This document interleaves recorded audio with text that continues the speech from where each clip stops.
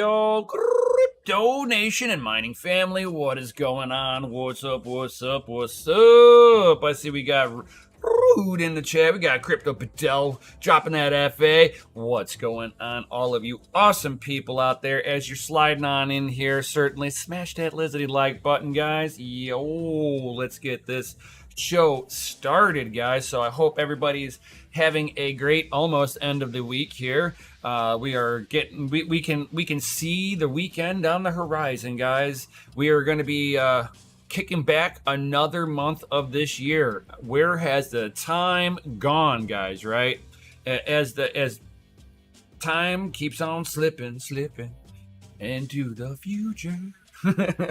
I know. Bad, right? Bad. I know. Don't quit my day job. I know. But let's go ahead and get into the State of Economics 101. Let's do a nice, big, deep dive. So, here is TradingView. For the first time, I no longer see them putting that sweet busy Bitcoin down. They put down the volatility S&P 500 that's like down almost 5% or 4.5%. So yeah, why? I'm not sure why they want to sit there and debut an asset class that's losing money, but not interesting direction that they decided to go with TradingView.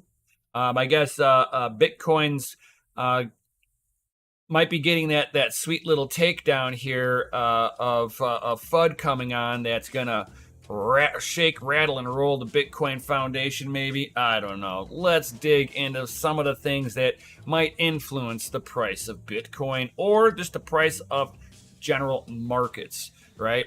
So as everybody knows, like if the U.S. dollar starts to start weakening, you're going to see asset class get stronger.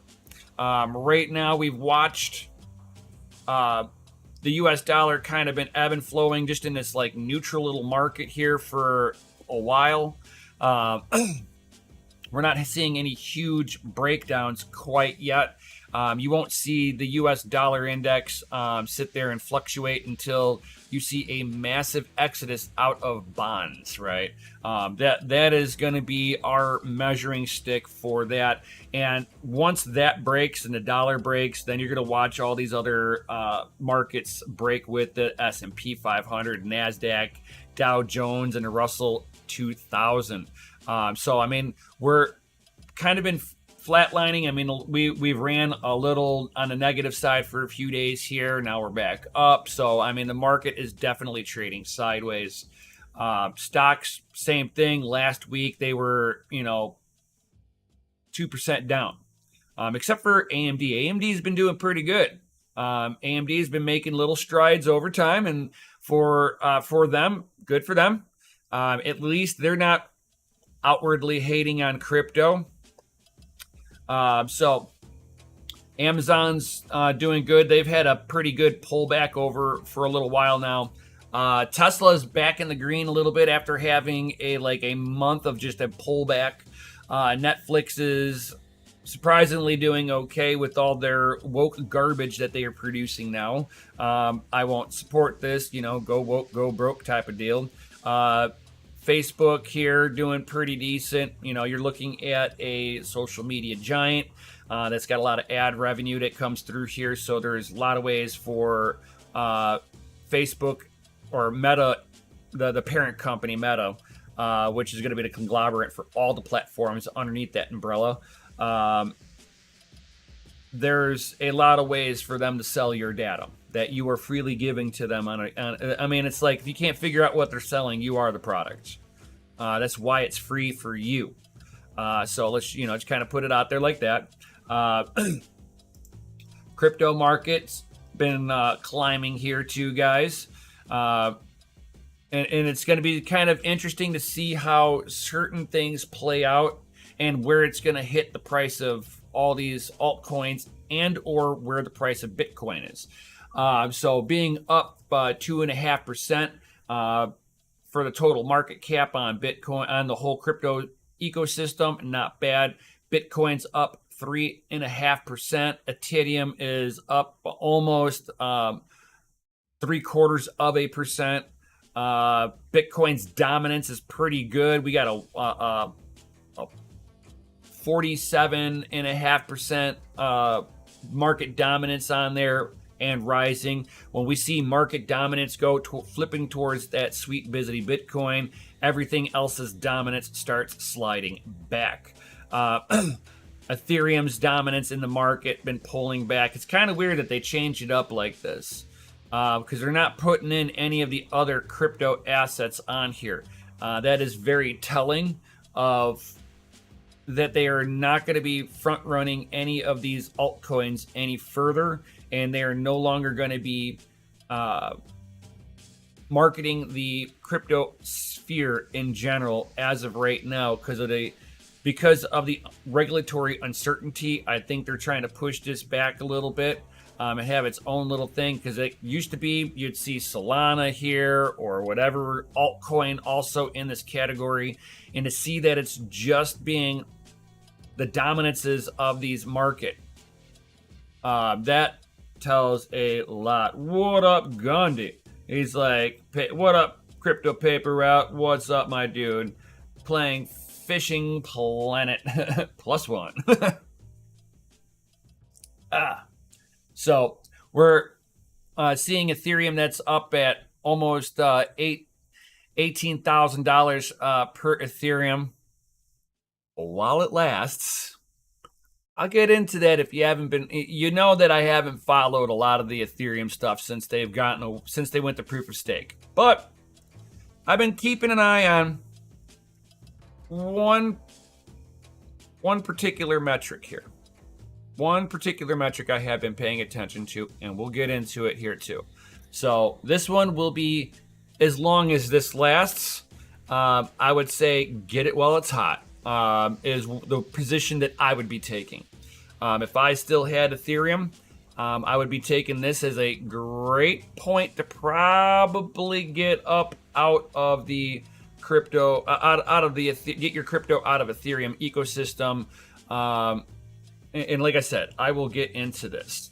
I will certainly get into what I'm talking about here.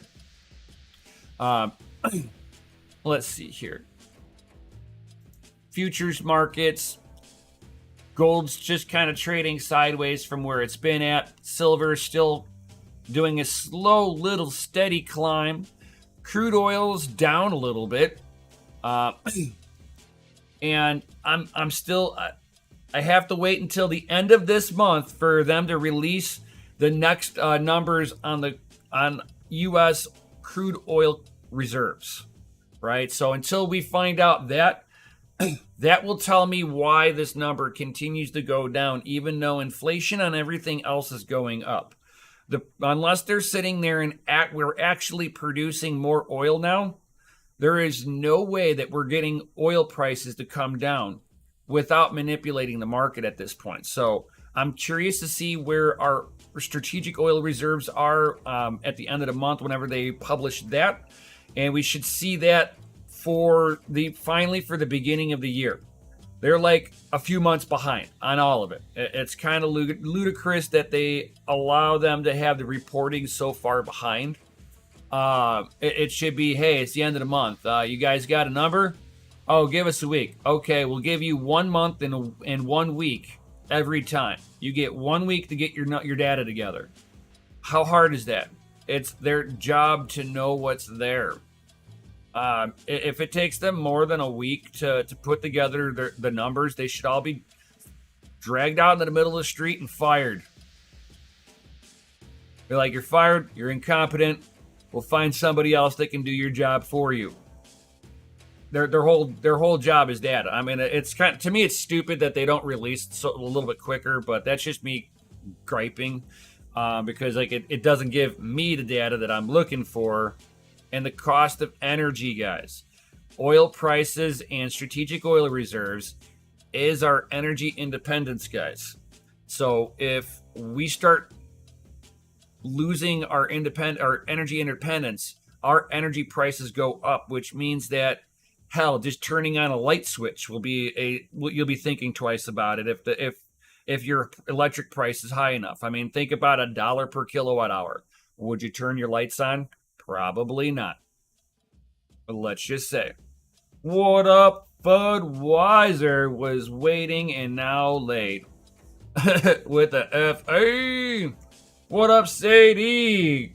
Caught the live F to the A. What's going on, everybody? As I see y'all coming on in, thank you everybody for being here. So definitely smash that lizardy like button. You know what to do. It's like I would love to know where the price of energy is going to be going, because like they can't sit there and forever deplete the energy resources, because at a certain point in time, our energy reserve, reserve energy that we have, our strategic oil reserves, once that's gone, we are now at the mercy of the open market, which means that we are in the same position Germany is in. Unless they're willing to open up the floodgates and allow production to come back full swing. Because that would be a hole that we would need to dig ourselves out of, and as quickly as humanly possible. As we continue to drop our strategic oil reserves, other countries are sitting there and doing mathematics on everything, going, well, if we got them into a little skirmish with us, how long could they survive? And they're going, well, we have this much oil. They are down here. We can survive longer than they can. We will run out of fuel if we go into war with another country.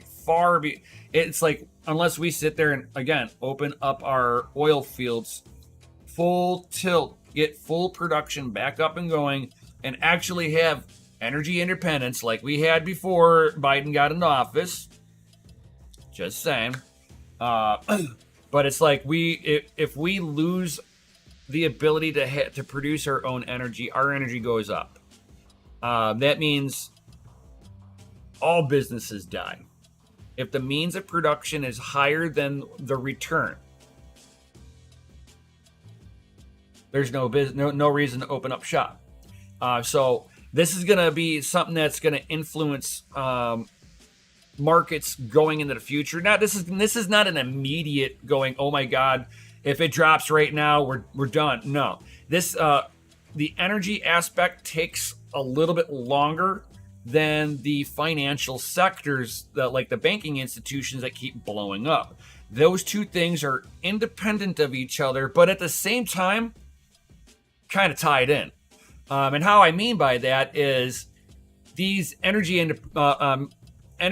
makers, right? Anybody who's producing hydroelectricity, windmills, and solar, coal, oil, all that stuff, right? All forms of energy. They have to go to the bank to get a loan to set up more infrastructure.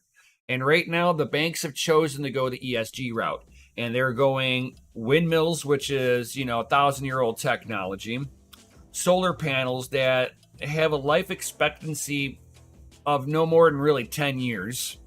I mean, the whole ESG stuff with the energy is not sustainable and costs far more to produce. So this is also things that are bankrupting the banks, is that they're making bad bets with the production of energy. Instead of going the least resistance path possible to the maximum amount of energy creation, they're giving out these big mega loans to people setting up windmills that are only producing 1.5 gigawatts worth of power each. And then burnout, kill wildlife. It's like, oh my Lord, these things are horrible. But exactly, I would rather see them putting that same thing into nuclear energy than anywhere else. In the windmills, there's a gearbox. You know what? In a gearbox? Oh, yeah. You got, in those gearbox, you got tons of gear ratios in there. You got clutch braking systems in there to keep things from over revving in the gearbox. You've got special transmission fluid that's in there that's very, very poisonous to the ground. It's like, It is, yeah, and there's oil in there still. Exactly. 12,000 liters of oil at that. Yeah. And it breaks down and it needs to be maintained. It's like, and those, the wind turbine blades, believe it or not, fun fact, I actually looked into this stuff a long time ago. Fun fact, the windmill blades are actually turning. If you put a measurement on the tip of the blade is going about 350 miles an hour. I mean, from a distance, it looks like it's barely moving. But the tip of that blade is going about 350 miles an hour, right? The slightest little piece of dirt floating through the air will impact the leading edge of that blade and breaks down the leading edge of the blade. On top of it, killing birds, like on a massive scale. But if you don't even look at the animals that it kills every day, and we look at just the maintenance side of it, you got oil that needs to be replaced, and every 5 to 6 years, the wind turbine blades need to be replaced because the leading edge gets eaten away from the smallest little dirt particle that it collides with. It just starts etching it. And guess what? Just to top it all off, it's not recyclable. You can't even do anything with it. So it is just a absolute waste of resources to produce in any way, shape, or form. Yeah, they chop them up and bury them. I mean, this whole ESG thing is a horrible bet that the banks have been gambling with. Instead of going the most easiest, simple route, coal, fuel, any kind of liquid fuel, or you got nuclear, and all those pollution videos that you always see, and it shows those big pluming white smokestacks. That's actually a nuclear plant, and the smokestacks that you see is water vapor, because water is horrible. But it's been part of the propaganda since the 80s, guys. They've been using the picture of a nuclear plant releasing water vapor into the air like it was a bad thing. And that's just kind of where the propaganda went through it all too. And then on top of that, you had a few nuclear power plants that had meltdowns because people cut corners or stuck them in bad spots. It's like if you know you're in an earthquake zone, you don't put a nuclear power plant in an earthquake zone. That's one. If there's a potential that you can see a hurricane, you don't put one near the hurricane. And if you and if you know you can't completely get away from the hurricane, you make that thing completely self-sustainable, that the entire island can get shut down with power. Winds from hell and back again, a Category 5 hurricane can wipe through there, and that nuclear facility will not have any issues. That's how it should be. If you know you're putting it into a danger zone. And because like wind turbines, they'll be gone.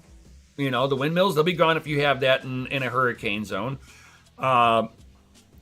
Solar panels will get ripped off their mounts and thrown into the ocean somewhere. It's like, and so now you're talking about having, in a lot of these islands, like you go to one of these islands, they're burning diesel fuel to power the island. Think about the amount of money that costs each one of those governments to power up the island. That's one thing I like about what El Salvador is doing, is that they're tapping resources into the volcano to get some reliable energy, steam energy, that they can sit there and supply the island with to cut their energy costs down, and making that island, El Salvador, more wealthier overnight. So the whole ESG thing, that ties into every one of these economics, and people don't realize it. And it's something that I really pay attention to. So just kind of, be careful, with looking at some of this propaganda stuff of where it really started from. The cleanest energy out there to date right now, that can produce enough power per utilization of input, right? So whatever you're inputting into it, whether it's wind, solar, water movement, whatever it may be, right? What makes the most power per input is going to be nuclear, hands down. And what are we starting to see? We're starting to see governments looking into the possibility of starting to look at producing some of those in some, areas like Germany. They're looking at actually building a facility. Why? Because the cost of energy is too much to be able to do everything. They need a cheaper means of energy. And a cheaper means of energy means that all other energy is less needed. And as you need less energy to input into your country, your energy production, your energy cost will drop too. So, I mean, it's all about that balancing act of being energy independent. You either got to produce your own natural gas, produce your own crude oil, or you have to figure out a way to be able to produce electricity viably. Because if you don't have gas or crude oil, you need a way to be able to still power your country and get goods from point A to point B. Period. Some people might be making a transition that they weren't realizing right off the bat, but it's going to put everybody into the arms of some of the number one mineral producers in the world, like China, for lithium ion batteries to produce all of these purely electric vehicles. So I mean, the world needs to learn how to play nice with each other, or it's just not going to work globally, and we're just going to be war torn until, basically what we know of the height of civilization will not be there any further, and we'll definitely be in an economic crisis over time. And I see that we got Food sitting there and putting out some messagings.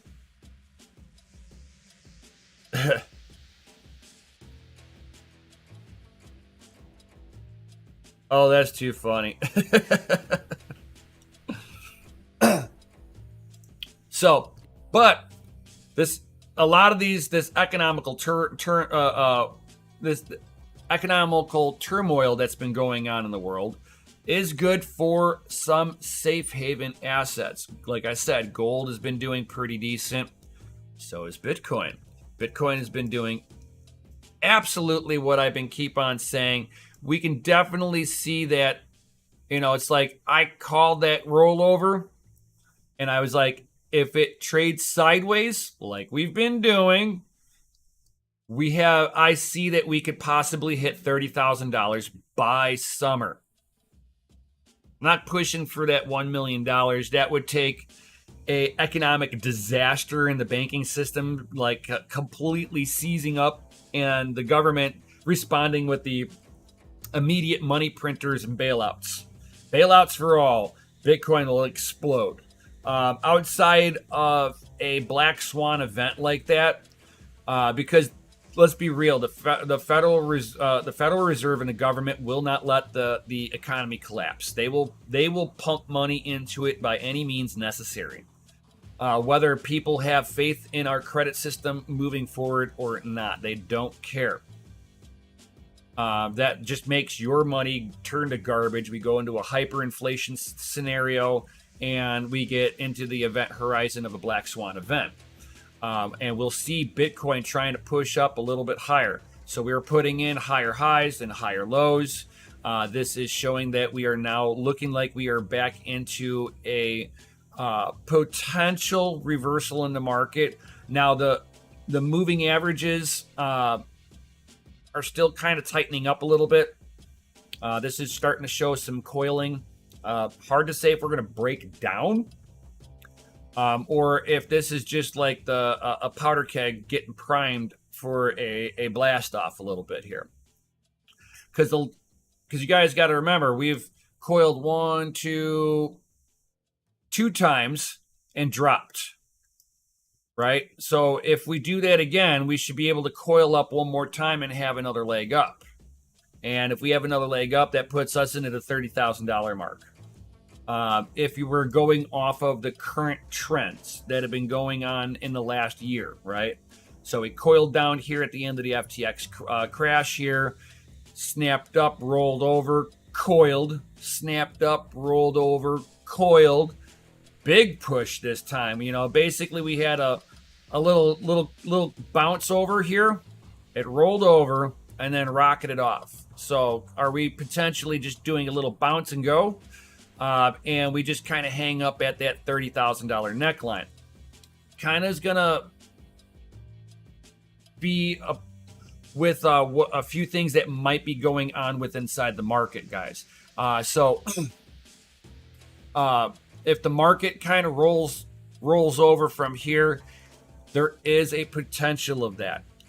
There are a few things going through the banking system right now that is a tell sign that there might be some issues in the crypto market, in the crypto ecosystem. It might be another crypto purging. So be careful, guys. Make sure that you're in some asset classes that are more of a safe haven like Bitcoin. And this way you can weather out the storm a little bit better.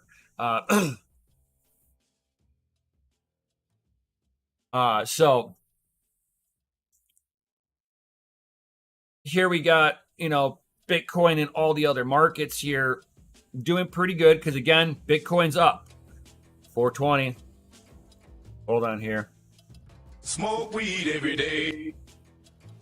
So we're up 420 and 4.2% for the last 24 hours. So this is a pretty good thing. So I hope nobody sold anything during that little minor brief dip. I hope that you took that opportunity to buy some more of that sweet, busy Bitcoin.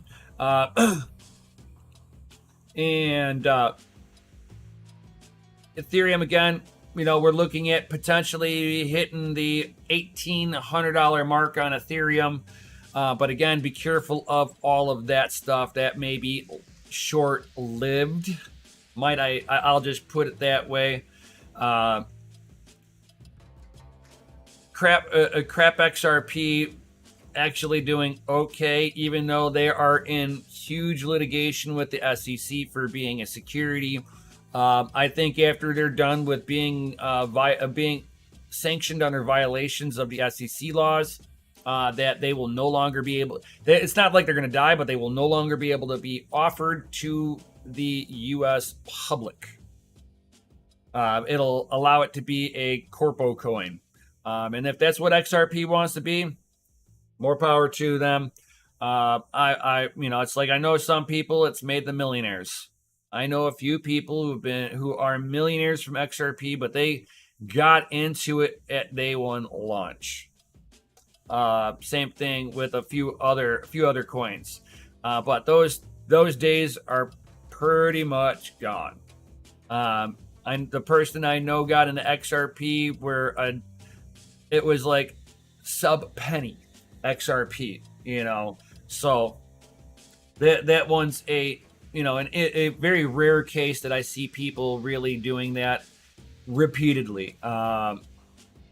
So I mean, SHIB up to 2.4%, but it's expensive to move it around. You see a lot of people that are no longer making the riches that they used to off of the SHIB. I kind of would laugh because it was like short-lived and I knew it. Uniswap is up to 2.79%, but it's still down for the week. So overall, they're not doing all that good. Chainlink is up. Monero doing not that bad, doing Monero things, 159.52. It's like, golly, I remember mining Monero and it was like $25 per coin. It's like, good God. Ethereum Classic doing at $20 per coin. I remember that was actually a very good price back in the day when the difficulty was a lot lower. I'm not sure if mining on Ethereum Classic at this point is really sustainable for the little guy. Overall, XRP and WEEF is not pairing I want to be in. Oh, too funny, Budweiser, too funny. I mean, pretty much right now, if you would have gotten in while everything was red, you'd be able to take some profitability on there. Look at this, Conflux, up 22.52%. So if you would have bought at the bottom of the when it bottomed out here, you would be up pretty nicely in your position. Even if you were mining on this, you'd be up pretty good in your position to be able to sell into that sweet pizzity Bitcoin. That means you're getting 22.5% more Bitcoin right now than you used to. So that's how I look at it in terms of everything.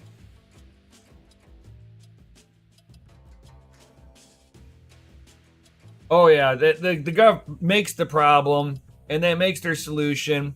Oh yeah. Fedcoin comes to save the day with the CBDCs. You know, we gotta all hail the CBDC because it's going to be government issued. So anything government issued is good, right? I mean, we all want to hear I'm from the government and I'm here to help, right? Said no one. So Tezos is up 5.3%. I mean, a lot of these markets, you know, you could have sat there and just almost thrown a rock at any one of these projects and you would have been up. There's other ones, you're still way down. The further down that list you go, the worse it gets. But not as bad as this, us.debtclock.org. There are a few things on here that like I kind of like look at and go, wow, that's not a good telltale sign, right? One of the things that I look at here, median income now. So the average worker, what do they earn average in the United States as it sits today? The average worker. Now, remember, guys, this also includes the top earners, right? The top earners. A few top earners, and you start pushing that scale the other way. If they would sit there and get rid of the top earners out of this, the median income right now would be about $20,000 to $22,000 would be the median income. You put the richest of the rich people's income into here, and the average people now make $35,776. They did the same thing in 2000, but we're now talking about a 23-year difference.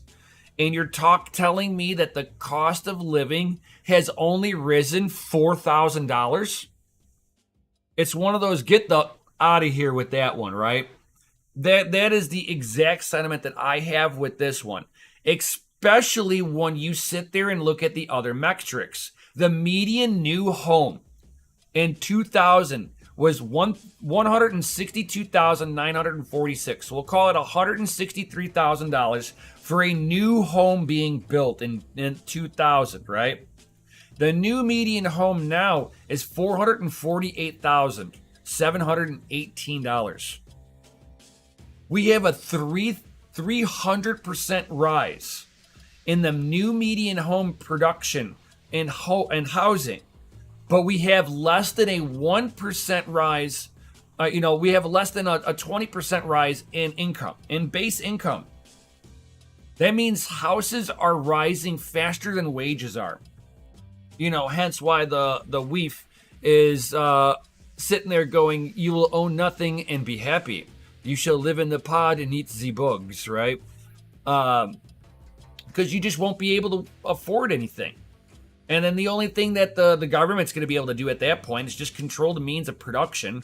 We all become slaves, and they provide our basic needs for us, and we don't get, you will see how communism really doesn't work well in this environment, where a few control the rest, because there'll be a point where people will look over and be like, that guy's in power and he has all this really nice stuff.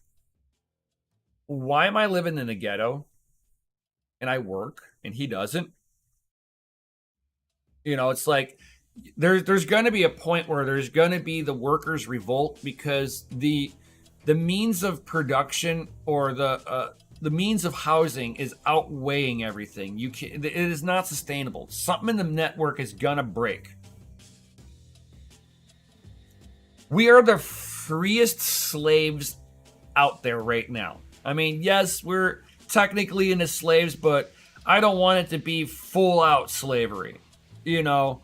I would rather be free ranged slaves than caged slaves.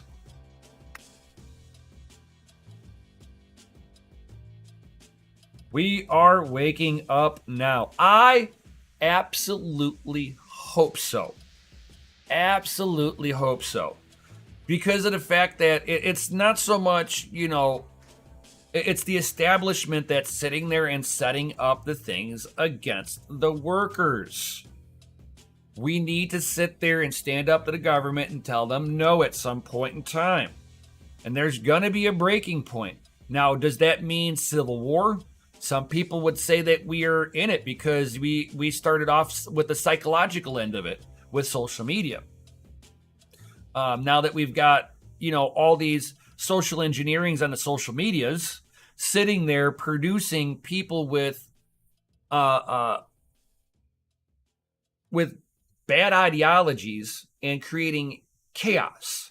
And this chaos costs money, guys. And it keeps everybody kind of distracted off of the real issue here, which is we are being screwed by our government.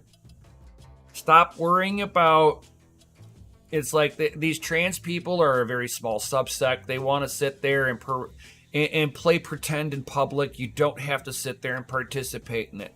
But this is the market that we all participate in it, while we like it or not.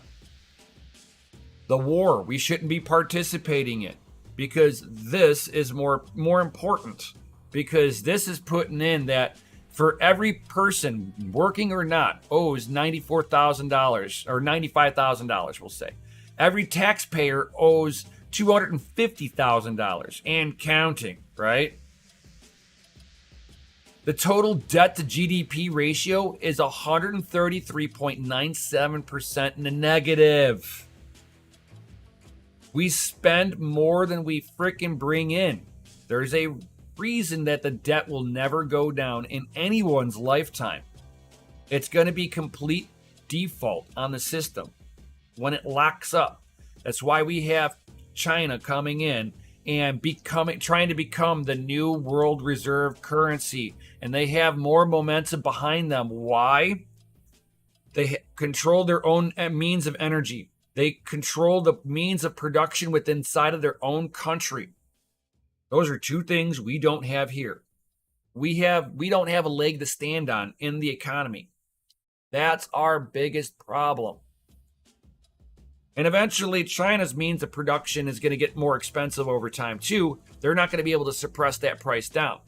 They're going to try to, but at some point in time, they're just going to have to hope that their exports far outweigh their price of labor. Because their price of labor, over time, especially in the last 10 years, has been going up, guys. So it's a floodgate. Even China's not going to be able to hold back for having expensive means of production. Which eventually that'll get pushed out into the rest of the world on top of all the shipping charges behind it. Once China no longer can have cheap labor, it is not a viable place to be importing from. The only time importing makes sense is if you're doing it from an area that has very, very cheap labor. The next stop would be Africa. But then you've got to sit there and build the infrastructure in there that can support the means of production, and then you got to build the schools to be able to teach them to be able to run the means of production. And then you have another region of cheap labor. Once you run out of cheap labor regions, you got to be making that stuff in-house too. Otherwise, you can't. You can't compete in the market because you're spending too much, and you get stuff like this runaway in national debts where we're over $31 trillion. Just call it $32 trillion and just rip that Band-Aid off. It's not slowing down. We'll be there. Don't worry. They'll give some more to Ukraine at our expense. Don't worry. It's like I'm a proud Chinadian comrade. Too funny, Budweiser. That is too funny. Yep, globalism kills independence. Communism kills innovation. Globalism and communism are basically brother and sister. And yeah, I see very bad things with the globalization because that will be worldwide communism. And we will be, that will set us back so many centuries in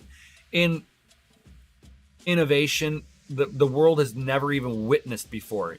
You want to see Moore's Law be dead? That's what'll happen.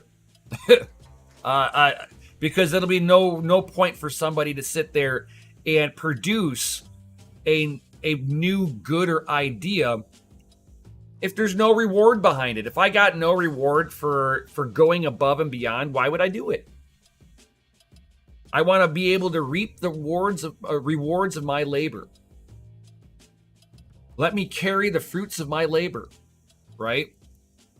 And in socialism and in communism, you cannot have that. Everybody has to be equal, which means that if everybody's equal, that means the hardest worker is measured at the same rate as the laziest person. That's a problem because you now demotivate the hardest worker because of the laziest one. And that will lower your means of production, it just lowers economies down by doing it that way. It'll be an experiment that I hope is very short-lived if they decide to do this, because it will globally kill every economy. It will be like the economical apocalypse. So outside of that, there are some things that you're like, you scratch your head and you're like, how are they doing this, right? And you're thinking back and you're like, oh, wait a minute. They're producing the currency themselves to do this. So will central banks bank gold? Will the central banks continue buying gold, right? So central banks have been gobbling up gold. On net, central banks bought 1,136 tons of gold in 2022. It was the highest level of net purchasing record dating back to the 1950s, guys. Don't tell me they're not trying to they don't see a bad economical storm coming on. This is it. They see the bad storm arising. And you could sit there and see that in the charts too. So coming up to about 2010, they were dumping gold. Because they were expanding their balance sheets here, because here they had to have reserves, and right around that 2008, they were all in financial ruins here. You could see that going back into the 90s, they were starting to have issues. You could see in the mid 80s, this is Paul Volcker, whenever he raised the interest rates high enough to get inflation back under control, and gold started getting purchased again. And then after that, they started loosening up the monetary policies going into the 90s, and then really loosened them up right in like 98, 99, where Alan Greenspan blew up the housing market. Here we have them sitting there selling their gold. Why? Because they were illiquid. Every one of the banks were in massive illiquidity because of bad bets. That in 2018 it blew up. They got a bailout. They were still selling gold. And then they flipped. They're like, oh my God, because they now had all this extra excess cash coming in, and they were like, oh, this is not good. We're used to sitting there running a loose balance book. How are we actually doing good right now? And they started sitting there and betting into gold.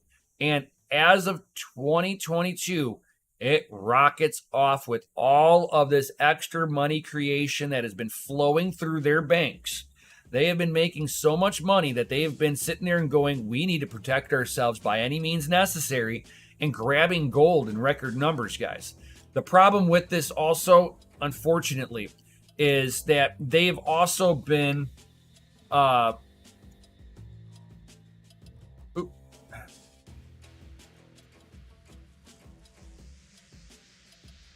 we go. They've been also looking at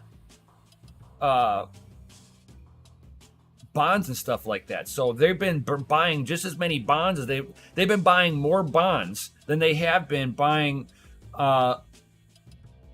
gold, because the government has been incentivizing them to continue to buying bonds as they sit there and continue to bail them out. Now these bonds have blown up in their hands. They can't sell enough of them. And if everybody started wanting their money a little bit at a time, they would be crying bank run and going bankrupt, because they don't have the capital to be able to cover all the depositors. Period. Not one of these banks have it. It used to be they had 10% of depositors' currency that they could cover. They no longer can do that because of the monetary policies that were set in place as the pandemic was put in, because they wanted to make sure that the banks could stay liquid during this whole event, because they knew people were going to start pulling money as they were shutting businesses down. People were going to be hitting up their savings account a lot harder. So they made it to where the banks could sit there and run a little bit of a looser ship on the deal, cover the depositors' needs, and not worry about, oh, did they have enough to be able to cover the spread of the loans? Now we're coming into it that at the same time, they weren't supposed to be sitting there and spending. So they did a double whammy here. So they allowed the banks to run with no reserves, and then they blew up the currency, which blows up the very treasury bonds that the banks are holding to back everything up here. You see this vicious cycle and why every bank in the world is basically on the verge of collapse right now? All it's going to take is a nice little pinprick, one little whirlwind of an event going down right now, and the economy comes to a screeching halt. And it'll be like that across most of the world, because what happens at one bank will ripple through the whole banking industry. And it's some of the reasons why China's trying to distance themselves from the U.S. economy. But the problem is that they are still tied into the U.S. economy for the reason that they are one of the biggest purchasers of U.S. Treasury bonds. They hold so much of our debt, it's unreal. They hold more of our debt than we hold of theirs. So there is absolutely no way that we can wash this out. We will always owe them more. The thing is if they actually allow these books to kind of clean themselves every once in a while, to where they're like, oh, the U.S. just owes this much, and let the debt kind of drop with that, because they're sitting there going, oh, they owe us this, so until they actually physically pay us, we can't pay them. And it's like, no, if you owe 30 trillion here and you owe 31 trillion, guess what? You only owe this country over here owes $1 trillion. You know, it's not that, oh, they owe at 31 trillion here and this country owes 35 trillion over here, because they owe it to a few other countries. It shouldn't be like that. I can understand if there's no direct washout, but between the U.S. and China, there's a washout point to where what they owe us and what we owe them can be taken off of each other's books. Period. And stop like pussyfooting around going, well, until you actually pay us. It's like, no, you both owe money. You can just go, hey, if I owe you $20 and you owe me $20, just wash it. It's like, oh, I can pay you back the $20. Here you go. Oh, hey, wait a minute. Don't you owe me $20? Oh, thanks. why do you go through the whole motion of having to actually move the money around? Just wash it off the books. It's stupid little accounting game that they're doing, in my opinion, and it's not very good for how the economy is and how the GDP to debt ratio is actually going. I mean, unless there's something I particularly missed in all of this, and how us owing something to China. If China owes us money at the same time, then I see no reason why we should be holding debts that large on the balance books, just because we're expecting the other one to make their payments on time.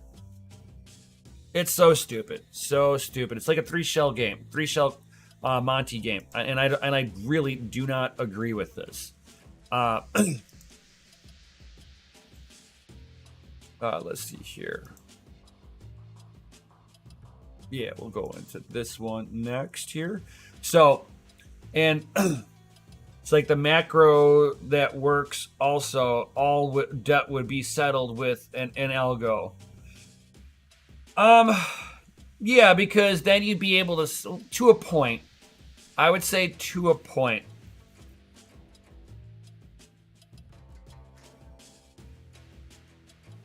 I would say that if they could sit there and honestly say, okay, this is what we owe you, honestly say this is what you owe us, and just go, okay, this is what the remainder is.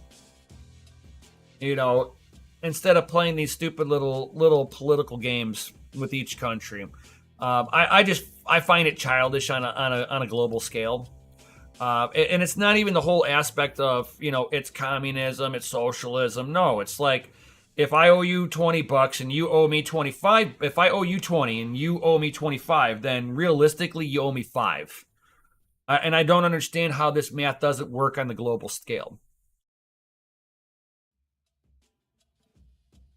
He's like, honesty and politics don't mix. I know. And it's horrible that this is how these sleazeballs actually run each one of these governments, and why each one of the economies are doing so bad in their own way is a direct indication of how each one of the local governments are failing the people. It's hilariously. It's like, honestly, honesty is the worst policy of politics. No, it's not. That's the freaking messed up part. Absolutely the messed up part. There's a difference between I'm not going to tell you something versus I'm just going to flat out manipulate something and give you false data or false information. I'm going to lie to you in some fashion. It's like, honesty also means not saying anything. Be like, I can't tell you this because I would lie. I can't tell you this because I can't. Give me a reason why you're unable to tell me. I'll respect that more than just being lied to and manipulated. The data that we're getting from each one of the governments are all manipulated data. That's a flat out lie by the government. And it's the metrics that they're trying to run. But there's somebody on the backside that's looking at all this data numbers and going, guys, this is actually how it is. And it's like there's somebody that's got to be like keeping a tally going, these fools think they owe money. The money is the illusion aspect of it. Like, I don't even know how these people in the background actually move the football around for balancing out each one of the economies out. Because, like, at the end of the day, each one of the economies has to balance out, or you have a decay in the economies, a rot from within that'll take it all down.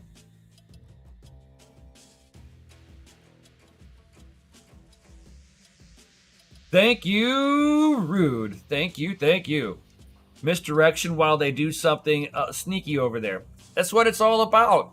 Why do you think there's so much issues with the election? There's issues with all the rioting. There's issues with the weirdo community. It's like, oh my Lord, we're seeing societal breakdown because of bad government policies. Rome fell in the same fashion. Not the same way, the same fashion. They did They had a societal breakdown, economic breakdown, empire done. And is that what we're watching right now? Is the U.S. empire dying right in front of us? Some would argue yes. That's why some would bet that in a couple of months we're going to see $1 million Bitcoin, because we're going to see it depends on how quickly accelerated this problem truly is. If this problem is on the precipice of falling, we'll find out here in a few months. We'll find out. I mean, this is going to be one of those weird stories that we're going to be living through in our own lifetime, where my grandfather lived through the 1930s, so he lived through the first depression, and we're going to be living through the second depression. What up, Gala? It's like, I certainly do not have enough Caspa in my wallet. I hear you on that one. It's on a pretty good bull run right now. Congratulations for anybody holding on to Caspa while it was down. Hopefully you're realizing some bit more Bitcoin in your other wallet. I mean, that's how I would be playing it. Like, I'm genuinely amazed that our species has lasted this long. This is all effed up as it has always been. I think it's more accelerated in the last 10 to 15 years than it ever has been before. We have accelerated. Like, you go from making one policy mistake here and one singular policy mistake here, and over time, the mistakes start happening quicker and quicker and more closely compacted together. So I'm thinking that we are in that tail end of all these fiscal policies have just mashed up into a big tsunami of issues, and everybody is acting like cannibals, and they're basically eating each other in the political field, trying to blame everybody else but themselves for making the same damn policies. It's like Biden wants to sit there and blame Trump. He was in office since the 70s. He's enacted these very same policies that are what the issue is today. I'm just saying.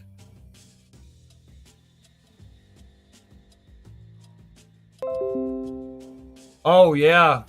It's like, sir, a man born and raised in South America, we live in permanent depression. And it's really weird because in Africa, it is such a damn mineral-dense country. There are so many minerals in that country. That is a gigantic freaking country compared to the United States. The United States fits inside of Africa in size. They have more oil locked up in their land. They've got more gold, silver, copper, and dense rare earth minerals. And the African people and the African government don't want to fight for their own rights to own the means of their own production. They are letting in other country to strip everything out. They are digging stuff out of the ground to watch it leave the country.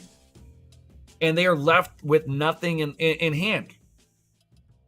Because as long as they can keep Africa a third world country, the means of production out of Africa is dirt cheap. If they start educating Africa, Africa becomes too expensive for the means of production. You get it? That's the problem. China wants to get their hands into Africa because they want the mineral rights. They want to be able to buy the land to dig. Yeah, they'll pay. They'll pay the people in Africa. They don't care. They want to be able to export every bit of rare earth minerals that they can dig up. Because China owns the means of production in their own country. It makes them a very powerful nation to owning their own means of production. That's why Africa is going to come in and they're going to basically level up. China's going to go into Africa and level them up. It's going to happen. It's going to be slow. They're not going to be able to just open up a wall of money to them. It'll be a company here, a company there. And as China and China's companies start benefiting from this, they'll start releasing more resources towards this. Oh yeah, India is like tons of cheap labor that's ready to be exploited. Absolutely. Like I love watching some of the Middle Eastern mechanics out there because they're basically taking crowbars and making it to where they can just put sockets onto a crowbar, and they're rebuilding motors out there in the dirt. Like you watch some of these people, you're like, you just put together a diesel motor without a torque wrench, and this works. Holy cow. I've never seen anything like that before. Ever. So, I mean, it's going to be interesting to see, as China starts to compete for that cheap labor. Because China's labor is getting expensive because China's been educating the people. A more educated people is a higher wage earning nation, but also should mean that what you're creating in your own country, the value of that is also forever increasing. That will allow for the income to be sustainable for the cost of living. So as long as one thing is outpacing the other, and we have a free and open market, which we don't have. We've never seen that in our lifetime. Nobody on this that's watching us right now, watching me right now, none of us has ever truly seen a free open market. We don't know how that's supposed to be. All I know is this manipulated one is garbage and doesn't work. And Bitcoin is that free open market that the world is going to seek out at some point in time. It's going to be the free market of money. Oh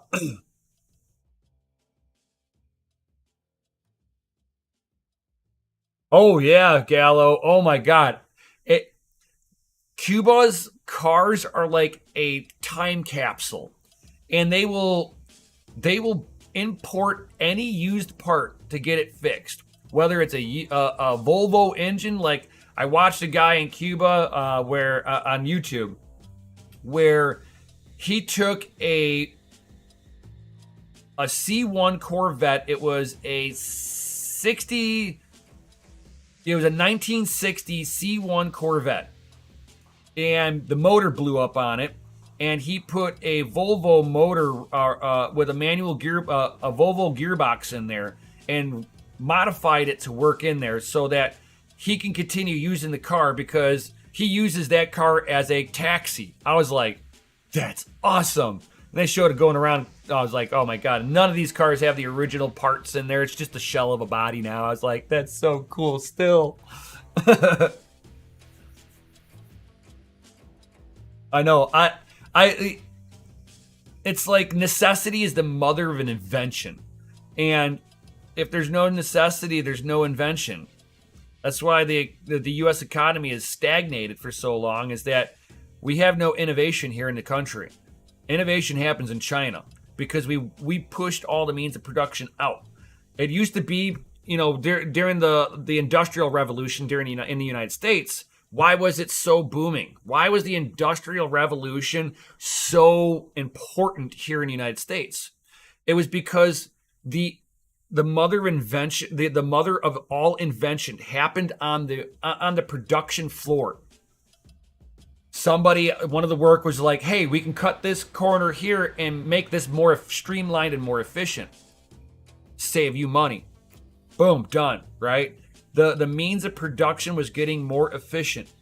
As you make things more efficient, you allow for more innovation to happen. Not less, more. You do not need to control the means of production. Now, I understand if you have price gouging, price fixing within a market, I understand that should be illegal and not allowed. But at the same time, a free market would stop them from making any money. They would be forced to drop their price down to the point of where people would start buying it again. This is a free open market. That's how it works. If somebody makes a product that everybody needs and it's too expensive, it's going to pop up another company that's going to make it for half the price at some point. Free enterprise. That's how it's supposed to be. If you're going to produce a product and you're going to charge $1 bazillion for it, I'm going to start up a company, and I'm going to do it for 40% less than you. I don't care. I'm going to be a more efficient variation of you by any means necessary. And I take that in any company that I start. I take whatever the industry is doing, and I make sure that I'm always below it by any means necessary. If I can't, that means I cannot go above what the industry allows.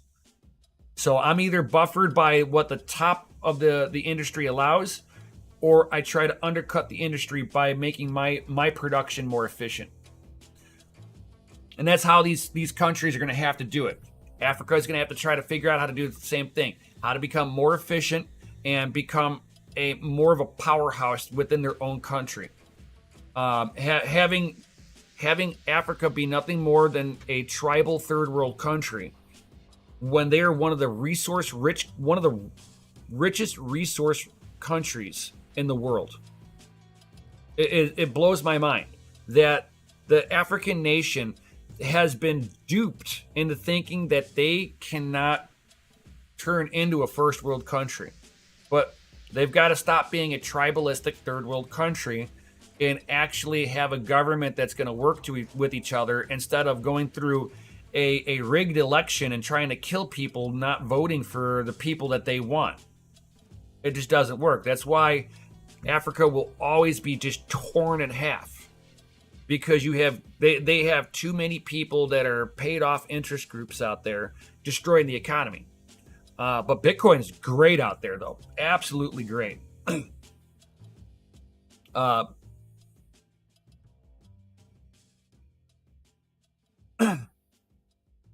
And then, of course, we have some things that are going to be playing into the price of crypto here. I'm going to do two more here, and then I'm going to sign up off of here, guys. The law firm Cooper and Kirk accuses U.S. regulators of weaponizing banks. If you guys haven't been paying attention to this one at all, guys, it's not so much Bitcoin, because, Bitcoin's about unbanking yourself, not rebanking yourself. So the crypto industry itself has been using banking companies or banking firms since day one. Your favorite crypto has a bank account. So some of the stuff will include that, have been severe regulatory enforcement actions have followed, includes being on Coinbase and Binance over the commodities. They are just been coming down on these people with a boom. Why? Because technically everything that they're offering is either they're in a custodial service, which puts them into the banker's position, or being almost like a financial broker, which would mean that they would have to have a broker's license right along with this. But some of this I understand, and it's like I kind of understand where they're coming from on this one. So some of the banks have been trying to sell their debt from the depositors, right? And other banks do not want to purchase it with the crypto companies still tied into it, which means that a lot of the crypto companies are being looked at as toxic assets on the books. Now, as long as that they can continue to bank and the crypto ecosystem does well, they'll always be able to pay their loans on time every time. Now, if you have some major catastrophe in the market that happens, like a FTX implosion, this now impacts directly onto some of those altcoins on being able to pay back the loans, the very loans that they owe the banks, right? Puts them into a negative light. But now that Bitcoin's been rebounding, a lot of these companies are back into an area where they're not doing great, but they're at least able to pay back their loans. But at the same time now they're looking at the potential of seeing their funds in their bank accounts being locked up. I mean, it's kind of funny that crypto is all about unbanking the banked, and those very same crypto projects that claim decentralization are actually in the banking system, which centralizes them by default. We're not even talking about their own algorithm. Their funds are centralized by default, guys. It's like I could sit there and nitpick on any altcoin, and I can find reasons why X coin is in fact 100% centralized in some fashion. It's like for every person, well, technically it's like, no, not technically. A lot of every one of them, I haven't found one that doesn't have centralization baked into it in some way, shape, or form. So with that being said, I mean, there's my argument against altcoins, but just because they have a bank account, I put that into my shoes, right? I have a bank account. If I've got some funds in there, I would not want somebody to look at my personal bank account going, oh, that's a personal bank account. That's a toxic asset. We can't hold on to that. It's like it starts off a little bit like that, and then it turns into something far worse. As we go into a central bank digital coin and our economy crumbles the next day type of deal. What up, Crypto Crag? Dropping those FAs. Yes, sir. Yes, sir. So they're basically saying that the government is allowing the banks to basically unbank these companies at moment's notice for no reason. It's like more of like a breach of constitutional rights and violates due process. So it's basically going, hey, they just shut down my bank account because of no reason other than they don't like crypto anymore. That's them not liking crypto is not a reason to unbank them.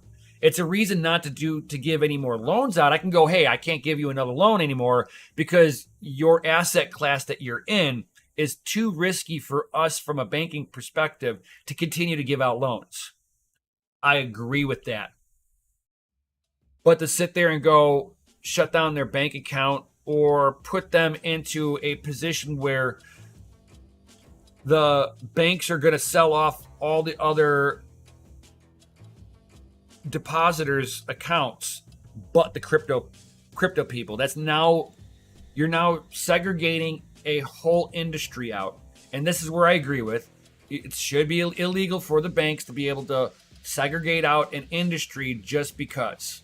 It's either you're saving your depositors or you're not. It can't be, well, we're going to save these ones because we like these people here, and these ones are the bad ones, and we can't save them.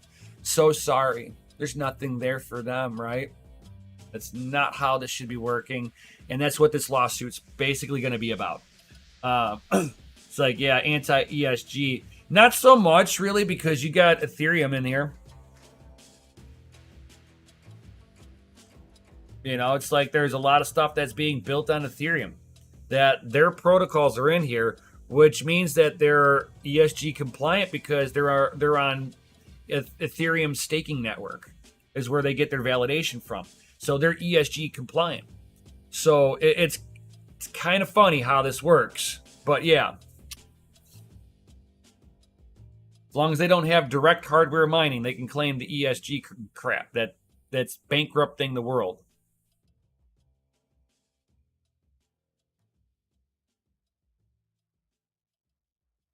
And, guys, I was sitting there talking about the price of Ethereum a little earlier. Let's get to that one before we head up out of here. Ethereum developers confirm Shapella upgrade will occur April 12th, guys. Yo.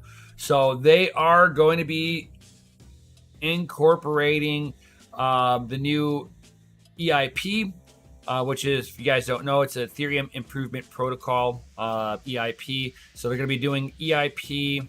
We'll be incorporating 3651, 3855, 3860, 4895, and 6049 upgrades. In addition, it also enabling withdrawals of staked funds starting on April 12th. Because the SEC is coming down on the U.S. for staking being a security. They've now got to let people unhinge their Ethereum out of staking. Otherwise, they're going to be federally not compliant. I think that's why nobody has been, they haven't enforced any of that on the staking validators here in the United States, because as of right now, it is a one-way street. Come April 12th, people will be able to unstake their ETH, and we'll see where the price of Ethereum settles out to when people finally get themselves out of that scam token. Because let's be real about it, some of those people probably set up an Ethereum node at the height, where Ethereum was like $4,000 in Ethereum, and we're now they're still 50% losses. That's some of what makes the whole staking thing a security. Also, is they had a realization they had an expected rate of gains. They had an expected rate of return, or expected rate of returns, and they had an expected pricing of Ethereum, on top of a pre-launch on there. So they had issuance before they had a public issuance, which that's a failure of the Howey test right there. But at least they're going to come down on the whole staking side of it. So ETH makes me nervous, man. It makes me nervous too, my dude. So especially with them being ran mostly on Amazon Web Service, I wouldn't be using anything that's so centralized onto Amazon Web Service. It's unreal, guys. So the announcement comes after the devs successfully deployed Shapella forks on Gorel and Sepola testnets. The last upgrade, the merge, which merged the beacon chain with the Ethereum virtual machine, EVM, changed Ethereum's consensus mechanism to from proof of work to proof of stake. The Shapella upgrade changes the Shanghai Ethereum virtual machine called Shanghai and the consensus layer called Capella. It'll include changes to the engine API that links the two layers. In addition, enabling withdrawals, Shapella implements the following Ethereum improvement protocols that I was saying before. The new consensus mechanisms uses the validators instead of the miners to confirm transactions. If you guys are not very familiar, proof of work and what this is not proof of work. So some of the investors are wishing to keep their ETH liquid, could instead stake their assets in the pools if they wanted to continue earning their Ethereum on ETH2 at the time. Now they're basically stuck on a one-way track with this stuff, but I believe that once this new EIP starts coming through, we're going to watch Ethereum's price drop.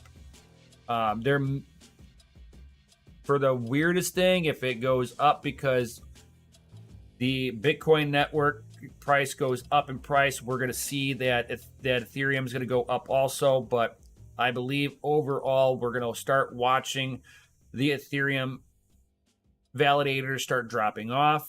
They're not going to be validating as much. You're going to start seeing less trend of usage on the Ethereum ecosystem directly, which I guess is a good thing for Ethereum because it'll make everybody building on it really cheap. So, if you're trying to kill off a network so that you can build your network on top of this is probably the best way to do it. Yep. And it won't change anything for any network built upon Ethereum if Ethereum goes down to nothing. If Ethereum's price crashes to zero, it doesn't stop these other coins from doing what they're doing and still producing their market value for whatever it is that they're doing, right? It doesn't take down those projects unless, here's the caveat, they're all in on Ethereum when it drops. That's going to be a lot of them. Instead of having just enough Ethereum to be able to run their protocol, they're going to have too much Ethereum and they will go down with the ship. And that's the real possibility, I believe, in the future for Ethereum. What up, Automatic Beats?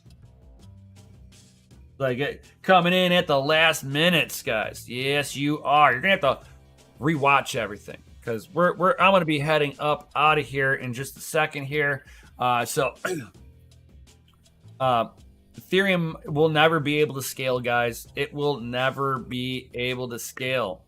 It's too memory independent, and as price of hardware goes up, so shall the price of security going up, and they're not paying enough for security, so their security will plummet on there. And good luck, Ethereum.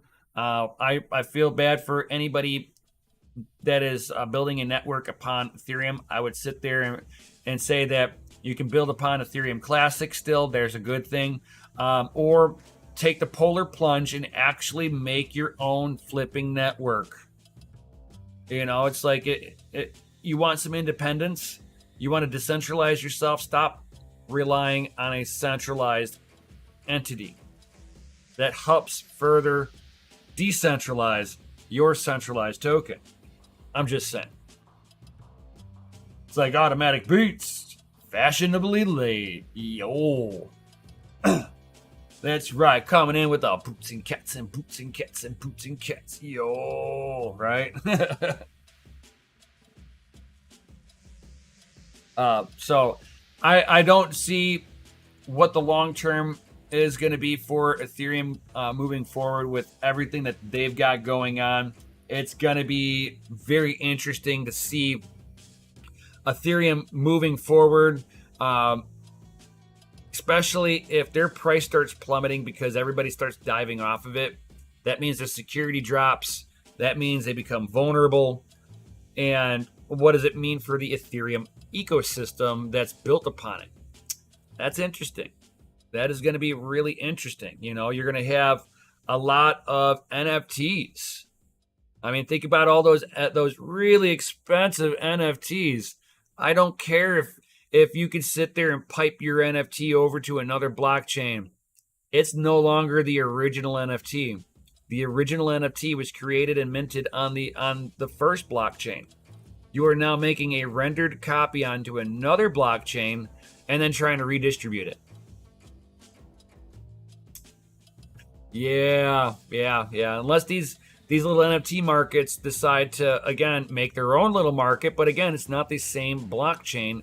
It is not the same minting. It has a different minted birth date, a different timestamp on it, which you can sit there and validate. This is where the best peeps are. Yes, I said peeps. No judgment, bro. No judgment over here, Fudweiser. None.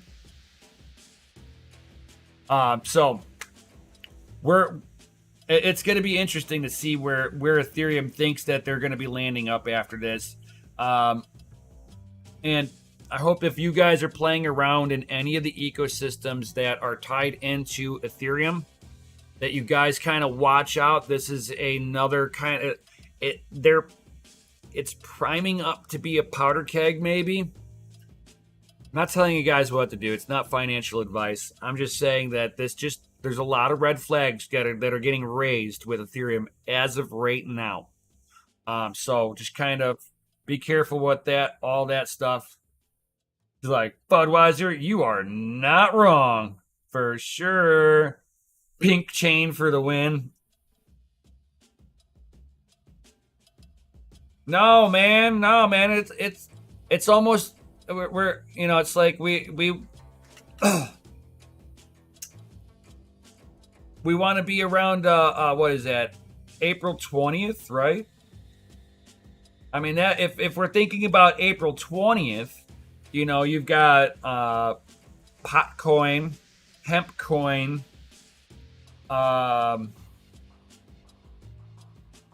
you got all those pot coins that usually go into a little bit of a mini bull cycle, and you can arbitrage it right on April 20th.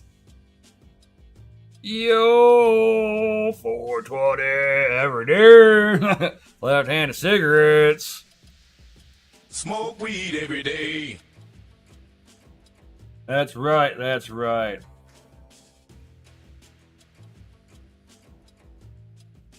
Every day. Every day. But, it's like we're looking at, it coming up on the, it's like, there it is.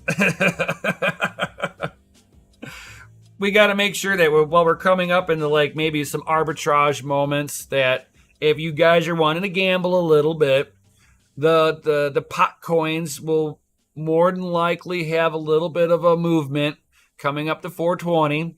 No reason why, there's no correlation here, but 420 seems to be the time that pot coins seem to pump a little bit. At least like the day or two beforehand. Not on 420. It's usually a day or two beforehand.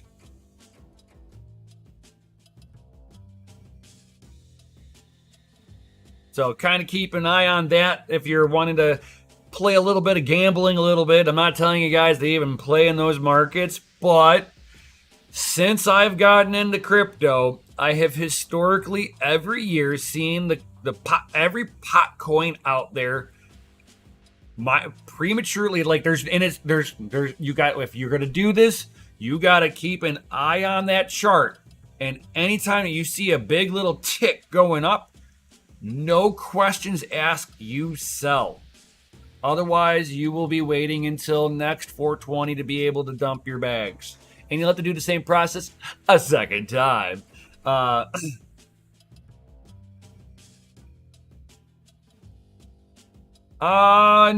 No, I do not believe so, Crypto Bedell. And if so, just contact me on Discord directly.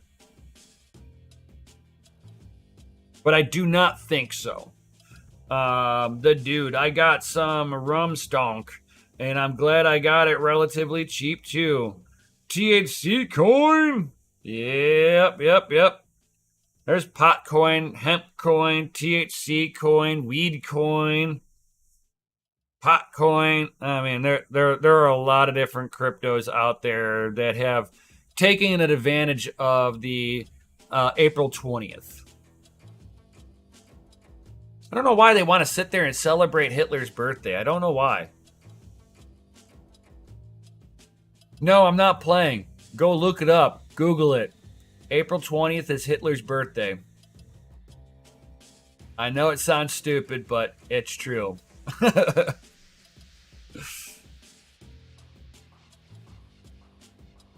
So does anybody have any comments or questions before I head up out of here?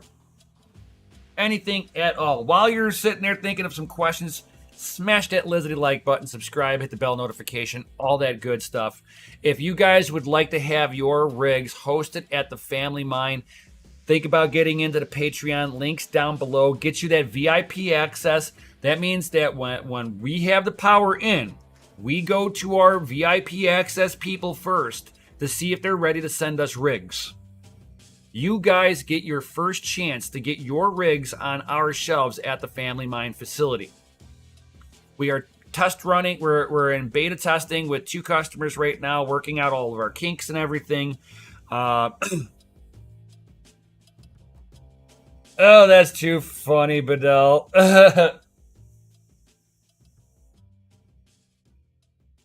Oh, too funny, dude.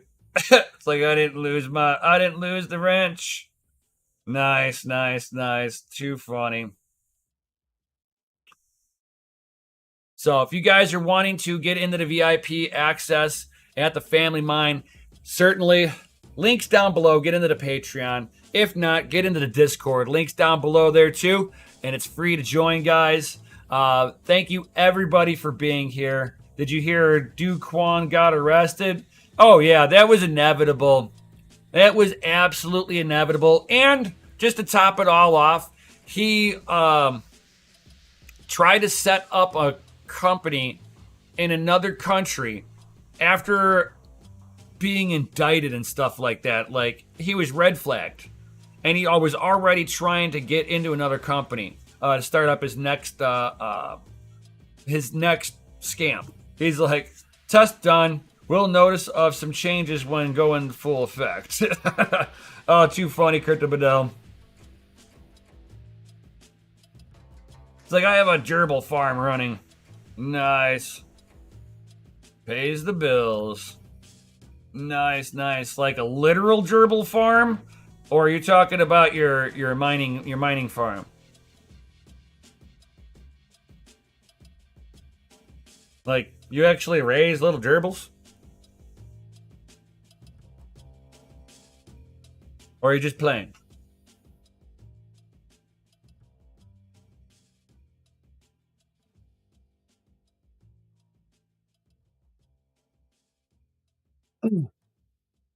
It's just kind of a weird one if it's a fun if it's a fact. Mining with gerbils. I had a feeling that you're talking about, you know.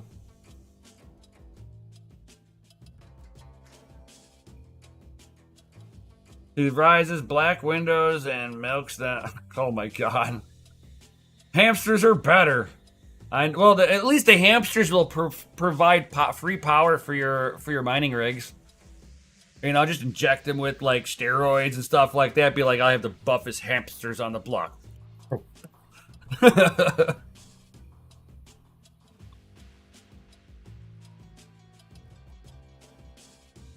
Crypto paper route. I don't think that's a bad thing. Yeah, but there's only one of those hedgehogs, bro. There's only one of those hedgehogs. It's like the dude won. The dude won. He's like, hedgehog power. Da-da-da. Just put a whole bunch of golden rings. Bing, bing, bing, bing, bing.